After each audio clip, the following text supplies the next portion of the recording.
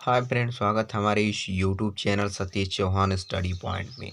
तो दोस्तों, आज की इस वीडियो में हम लोग व्याकरण के मोस्ट इम्पोर्टेंट भाग रस के बारे में पढ़ेंगे। ठीक है दोस्तों, इसके पहले वीडियो में हमने गद्य के महत्वपूर्ण प्रश्नों के बारे में बताया था। तो जिन लोगों ने उस वीडियो को नहीं देखा है तो वे लोग हमारे channel Satish Chauhan study point पे जाकर उस वीडियो को देख सकते हैं। तो चलिए, आज की इस वीडियो में हम लोग रस के बारे में पढ़ेंगे। तो देखिए, रस क्या होता है। रस शब्द का शाब्दिक अर्थ होता है आस्वादन करना या चखकर आनंद लेना। अर्थात कविता पढ़ने व नाटक देखने से दर्शकों के मन में जो आनंद उत्पन्न होता है उसे रस कहते हैं। रस क्या होता है कि कविता पढ़ने और नाटक देखने से दर्शकों या पाठकों के मन में जो आनंद उत्पन्न होता है उसे क्या कहते हैं? रस कहते हैं। ठीक है, ये रहा रस। अब कुछ मोस्ट इम्पोर्टेंट पॉइंट है। पूछा जाता है कि काव्य की आत्मा किसे कहा जाता है। तो देखिए, आचार्यों ने रस को काव्य की आत्मा कहा है। किसने कहा है? तो आचार्यों ने। क्या कहा है? काव्य की आत्मा। किसे कहा है? तो रस को। तो इसमें कई प्रकार के प्रश्न बनते हैं। तो आचार्यों ने रस को काव्य की आत्मा कहा है। अब देखिए, रस शब्द की उत्पत्ति रस अस्यते असो इति रस से हुई है। ठीक है, तो ये भी पूछा जाता है कि रस शब्द की उत्पत्ति किससे होती है। तो रस अस्यते, ये असो है। ठीक है, असो इति रस से हुई है। अब देखिए, रस के 4 अंग होते हैं। कितने अंग? 4 अंग। अस्थाई भाव, विभाव, अनुभाव तथा संचारी भाव। ये रस के 4 अंग होते हैं। अब एक एक के बारे में हम लोग पढ़ेंगे। देखिए, पहला है कि अस्थाई भाव। क्या है? अस्थाई भाव। जो भाव मानव हृदय में, यानी मनुष्य के हृदय में, पाठक या दर्शक के हृदय में, मन में सदैव हमेशा अज्ञात दशा में, बिना अज्ञात दशा में, जिसकी दशा स्थिति के बारे में पता न हो, ऐसे भाव जो मानव हृदय में सदैव अज्ञात दशा में सोए से विद्यमान रहते हैं, माने सोए हुए उपस्थित रहते हैं। ऐसे भाव जो मनुष्य के हृदय में सदैव अज्ञात दशा में सोए से विद्यमान रहते हैं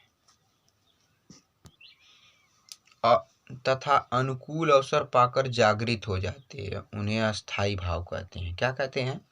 देखिए, जो भाव मनुष्य के हृदय में सदैव अज्ञात दशा में सोए से विद्यमान रहते हैं तथा अनुकूल अवसर पाकर पुनः जागृत हो जाते हैं, यानी जैसी स्थिति होती है ऐसे ही उत्पन्न हो जाते हैं, तो उसे क्या कहते हैं? अस्थाई भाव कहते हैं। फिर से समझ लीजिए कि जो भाव मानव हृदय में सदैव अज्ञात दशा में सोए से विद्यमान रहते हैं, यानी उनकी स्थिति के बारे में पता नहीं रहता है और वे उपस्थित रहते हैं, और जब उन्हें अवसर मिलता है तो उन्हें जागृत हो जाते हैं, पुनः उत्पन्न हो जाते हैं, तो उन्हें क्या कहेंगे? अस्थाई भाव। अब देखिए, दूसरा है विभाव। ये क्या होता है? तो जिन कारणों से हृदय के सोए हुए भाव जागृत होते हैं उन्हें विभाव कहते हैं। विभाव क्या हुआ? ध्यान से देखिए, जिसके कारण हृदय के सोए हुए भाव जागृत होते हैं, जिस व्यक्ति या वस्तु के कारण हमारे मन में उपस्थित अस्थाई भाव जागृत होते हैं, तो उसे विभाव कहते हैं। विभाव 2 प्रकार के होते हैं, आलंबन और उद्दीपन। अब देखिए, एक उदाहरण के माध्यम से हम बताएंगे कि शकुंतला को देखकर दुष्यंत के हृदय में प्रेम का भाव उत्पन्न हुआ। तो देखिए, शकुंतला को देखकर, यानी किसके कारण? शकुंतला के कारण। तो शकुंतला क्या हो गई? विभाव। दुष्यंत के हृदय में प्रेम का भाव, ये प्रेम का भाव मतलब अस्थाई भाव उत्पन्न हुआ। ठीक है, शकुंतला के कारण तो विभाव, दुष्यंत के हृदय में प्रेम का भाव, तो प्रेम का भाव तो ये अस्थाई भाव है, ये रहा विभाव। ठीक है, आगे देखते हैं अनुभाव। देखिए अनुभाव क्या होता है?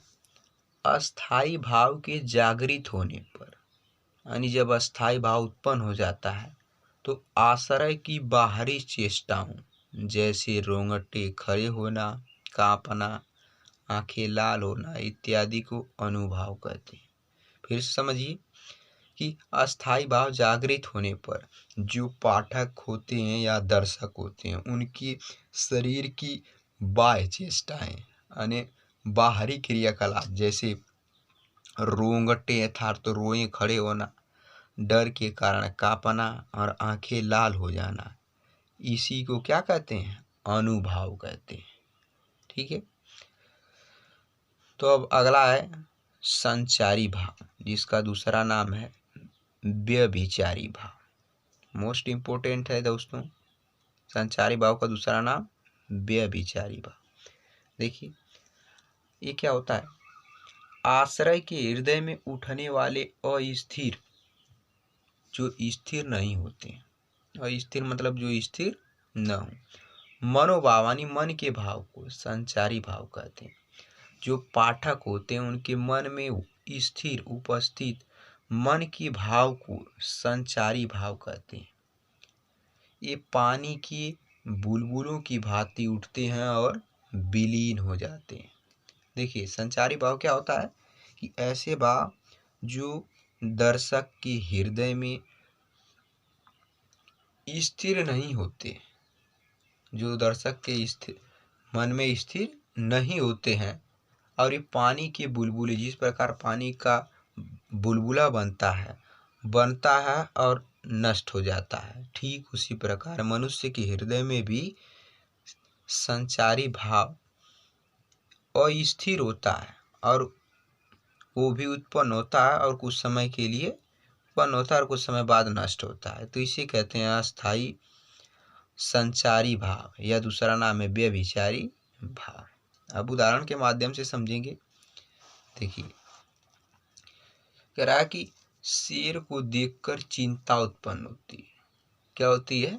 शेर को देखकर चिंता उत्पन्न होती है और घर की याद आती है कि काश हम घर होते और इस शेर से हम बच जाते, और कुछ ही क्षण में मोह आ घेरता है और हमें बहुत मोह आता है कि हमारी जान बच जाए। ठीक है, फिर से देखिए, शेर को देखकर चिंता उत्पन्न होती है और घर का याद आती है और कुछ ही क्षण में मोह आ घेरता है। तो यही चिंता, याद, मोह, ये संचार होने, संचारी भाव हैं। ये क्या है? संचारी भाव, यानी संचरित होने वाले भाव हैं, उत्पन्न होने वाले भाव हैं। अब एक प्रश्न पूछा जाता है कि संचारी भावों की संख्या कितनी होती है? तो 33 होती है। कितनी होती है? संचारी भावों की संख्या 33 होती है। मोस्ट इम्पोर्टेंट है, आगे देखते हैं। अब देखिए, रसों की मूल संख्या 9 तथा कुल संख्या 11 होती है। ये अगर आपसे पूछा जाए कि रसों की मूल संख्या कितनी होती है, तो 9 होती है, और कुल कितनी होती है? 11। तो कुल में भक्ति और वात्सल्य 10वें और 11वें रस है, वही रस जुड़ते हैं। ठीक है, तो अब हम लोग देखेंगे रस एवं उसके अस्थाई भाव। ठीक है, पहले का नाम है श्रृंगार रस, इसका अस्थाई भाव होता है रति, रति माने प्रेम। ठीक है, इसका मोस्ट इम्पोर्टेंट है। दूसरा है हास्य रस, इसका अस्थाई भाव होता है हास। तीसरा है वीर रस, इसका अस्थाई भाव है उत्साह। चौथा है करुण रस, इसका अस्थाई भाव है शोक। पांचवा है रौद्र रस, इसका अस्थाई भाव है क्रोध। छठवां है भयानक रस, इसका स्थायी भाव है भय। सातवां है विभत्स रस, इसका स्थायी भाव जुगुप्सा, जुगुप्सा माने घृणा। आठवां है अद्भुत रस, जिसका अस्थायी भाव है विस्मय, विस्मय माने होता है आश्चर्य। नौवां है शांत रस, जिसका अस्थायी भाव है निर्वेद, निर्वेद माने होता है उदासीनता। 10वां है भक्ति रस, जिसका अस्थायी भाव है देव विषयक रति। 11वां है वात्सल्य रस, जिसका अस्थायी भाव है वत्सलता। क्या है? वत्सलता। ये रहे 11 प्रमुख रस एवं उसके अस्थायी भाव। तो इस पे कई प्रकार के प्रश्न बनते हैं। कोई अस्थायी भाव दे देगा और उसका रस पूछा जाता है, या कोई रस दे देगा और उसका स्थायी भाव पूछा जाता है।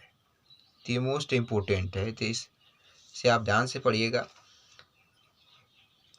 अब रस के बारे में पढ़ लेते हैं। रस की जो 11 रस हैं उसके बारे में, कुछ के बारे में हम लोग पढ़ेंगे और कुछ के बारे में भी पार्ट 2 के बारे में पढ़ेंगे। तो इस वीडियो में 2 या 3 ही रस बताएंगे और जो अगला होगा वो पार्ट 2 के बारे में, पार्ट 2 में बताया जाएगा। तो चलिए, पहले रस का नाम है श्रृंगार रस। क्या होता है? श्रृंगार रस। श्रृंगार माने होता है संवरना। क्या होता है? संवरना।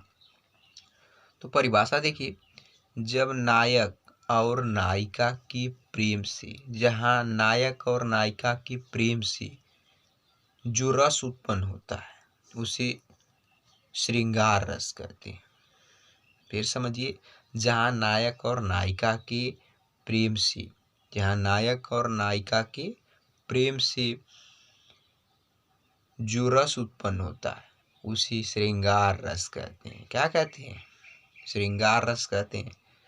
अब देखिए, श्रृंगार रस 2 प्रकार के होते हैं। पहला संयोग, दूसरा वियोग। संयोग माने होता है मिलना और दूसरा वियोग माने होता है बिछोड़ना। अर्थात जहाँ नायक और नायिका मिलते हैं तो वहाँ संयोग श्रृंगार रस उत्पन्न होता है, और जहाँ नायक और नायिका बिछुड़ते हैं तो वहाँ वियोग श्रृंगार रस होता है।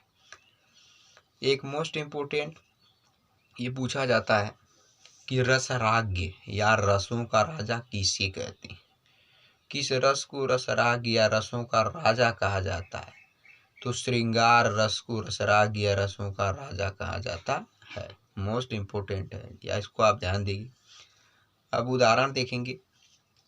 पहला क्या है? निशी दिन बरसत नयन हमारे, सदा रहती बरसा ऋतु, हम पर जब तय श्याम सिधारे। यानी जब गोपियाँ कह रही हैं, एक सखी दूसरी सखी कहती, यह वर्षा ऋतु यही रहती और हमारे श्याम श्री कृष्ण यहाँ से नहीं जाते, यह स्थिति हमेशा बनी रहती। तो यहाँ भगवान श्री कृष्ण के प्रति गोपियों का प्रेम की गोपियों के बारे में बताया गया, उनके विरह के बारे में बताया गया। तो यहाँ श्रृंगार रस है। आगे देखते हैं। करा बतरस लालच लाल की, मुरली धरे लुकाए, साहु करे भौहनी से देन कहे नटी न जाए। यानी जो भगवान श्री कृष्ण हैं वे अपनी मुरली को हमेशा छिपाए रहते हैं, और उनकी जो भवें हैं वे हंसती रहती हैं, ऐसा प्रतीत होता है, और वे किसी को अपनी बांसुरी नहीं देते। तो यही है, बतरस लालच लाल की, मुरली धरे लुकाए, साव करे भौहनी हंसे, दैन कहे नटी न जाए। तो ये श्रृंगार रस का मोस्ट इम्पोर्टेंट उदाहरण है। आगे देखते हैं। हे खग मृग हे मधुकर श्रेणी, तुम देखी सीता मृग नैनी। और जब सीता जी को रावण हरण कर लेता है तब उनकी याद में उनके प्रियतम भगवान श्री राम जी खोजते हुए जंगलों के मार्ग से गुजरते हैं। तो वे रास्ते में एक मृग पक्षी से, हिरण पक्षी से अपनी सीता जी के बारे में पूछते हैं। कहते हैं कि हे खग मृग, हे खग पक्षी, हे मधुकर श्रेणी, तुम देखी सीता मृग नयनी। मृग नयनी माने हिरण के समान आंखों वाली। हे पक्षी, आपने मेरे हिरण के समान आंखों वाली सीता जी को देखा है। अर्थात सीता जी के बारे में यहाँ बताया गया उनसे। तो यहाँ ये श्रृंगार रस का उदाहरण है। ठीक है, अगला देखते हैं। शिथिल शरीर विशृंखल कबरी, अधिक अधीर खुली, छिन्न पत्र मकरंद लूटी, सीजियों मुरझाई हुई कली। ये भी मोस्ट इम्पोर्टेंट उदाहरण है